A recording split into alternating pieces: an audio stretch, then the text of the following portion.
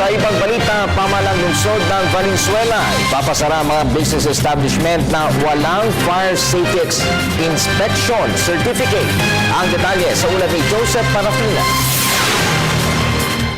Dahil sa naging kautusan ni Pangulong Aquino sa Bureau of Fire Protection na maghigpit sa pagbibigay ng FSIC o tinatawag na Fire Safety Inspection Certificates, naging mahigpit na rin ngayon ang pamahalaan ng lungsod ng Valenzuela hinggil sa usapin. Kaugnay pa rin po ito ng malaking sunog sa Kentex Manufacturing na kung sa'y pumatay naman ng may 72 katao. Dagli nagbaba ngayong buwan ng General Executive Order 2015-107 ang pamahalang panlusod ng Valenzuela. Sabi rito, ipasasara sa loob ng ilang araw ang lahat ng mga business establishments na walang fire safety inspection permit. Ayaw na nilang mangyari ang naunang insidente na mukha ang lokal na pamahalaan ngayon ang nasisisi. Kung inalaw doon ay mag-issue ng provisional business permit at ginawa ho namin yon. Pero sinabi rin doon sa mga memo circular na yun na kaagad dapat ang Bureau of Fire Protection at bumalik sa local government units para masabihan kami kung alin ang i-revoke namin ng mga provisional permit.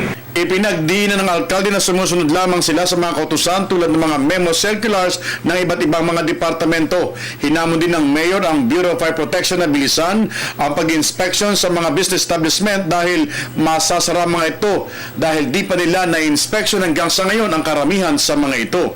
Humingi na lamang ng pangunawa ang alkalde sa mga maapektuang mga negosyante na wala silang magagawa para di maulit ang pangyayari at sa kanila mabubunto na naman ang sisi sa bandang huli. Tinanong ko sila this week sa meeting namin Secretary Rojas, anong gagawin namin sa mga negosyo na to? Ang sabi nila, mayor's call, pero inherently may liability or may risk sa amin. Paano yun kung may masunog ulit? Handa rin tulungan ngayon ang pamahalang lungsod ng Valenzuela ang mga pamilya ng mga nakilala na mga bangkay kung saan ito nais ipalibing ang mga yumao nilang kamag-anak, maaaring dito sa Metro Manila o sa lalawigan na kanilang tutulungang pinansyal. Para sa Telebisyon ng Bayan, Joseph Parafina.